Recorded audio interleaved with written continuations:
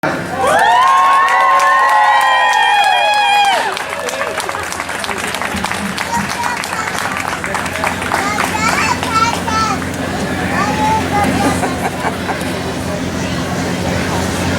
evening.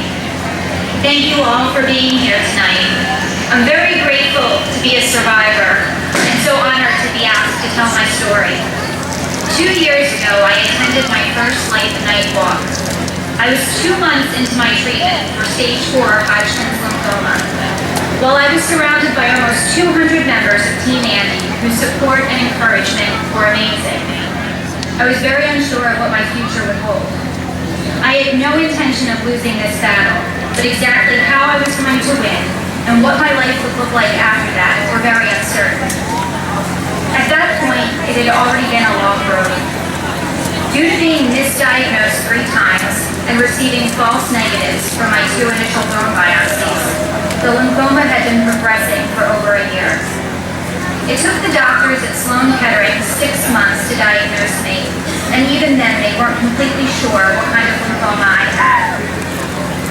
After the last test suggested Hodgkin's, I began chemo. Just before the walk that year, I received the results of a PET scan indicating that my cancer was inactive. That meant my diagnosis was finally correct and the chemo was working. The 4 months that followed were long. It was cold and flu season and I had a compromised immune system. We took precautions, but my son got sick 4 times. Chemo was hard, but not as hard as not being able to hold your sick child. During the times he was sick, I wore a surgical mask when I was near him. We threw kisses to each other from across the house, and we talked on walkie-talkies. Patrick was just 4 at the time, and he was faced with information that no 4-year-old should ever have to know. But he proved to us that he was braver and more compassionate than we ever could have imagined.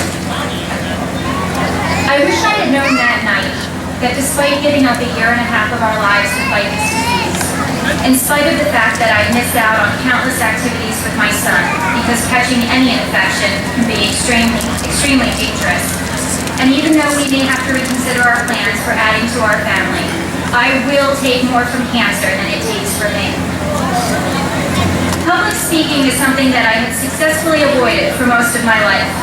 However, cancer pushes you out of your comfort zone in many ways. So when LLS asked me to speak to you, I decided it was time for me to face that fear too. I now know that it isn't necessary to always have the perfect words. I was so moved by everyone who contacted me, offering prayers and words of encouragement. Many simply said, "I don't know what to say," and honestly, neither did I. Just making the call or sending a card matter more than finding the right words.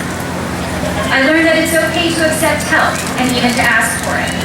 It was the team of family and friends who brought meals, watched Patrick, and took over my various obligations that made chemo manageable and allowed me to use all of my energy to get better. My greatest fear had been that cancer would take away my ability to be a good mom. While there is so much of that time I wish I could go back and redo with my son, we found a way to make it work. There were lots of movie days on the couch and board games in bed. Now that this is behind us, he has clearly shown us that he also learned many valuable lessons from my illness. He learned that prayer, faith, and thinking like a survivor are just as important as medicine. He knows that just because you're scared, that doesn't mean you can't also be brave. And he too learned a huge value of small things like phone calls, cards, and a care package stocked with Pirate's Foodie and peanut butter cups, which he recently asked me to send to a sick friend. A lot has changed in these 2 years, and in ways I could not have imagined. Today I am not just cancer-free, I am also a survivor.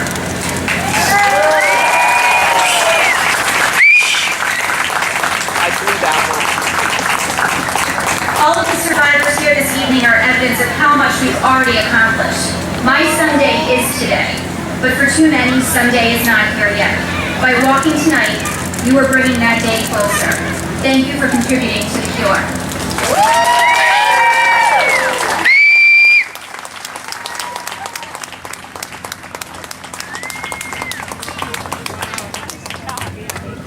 Thank you so much, Andy, for sharing your story.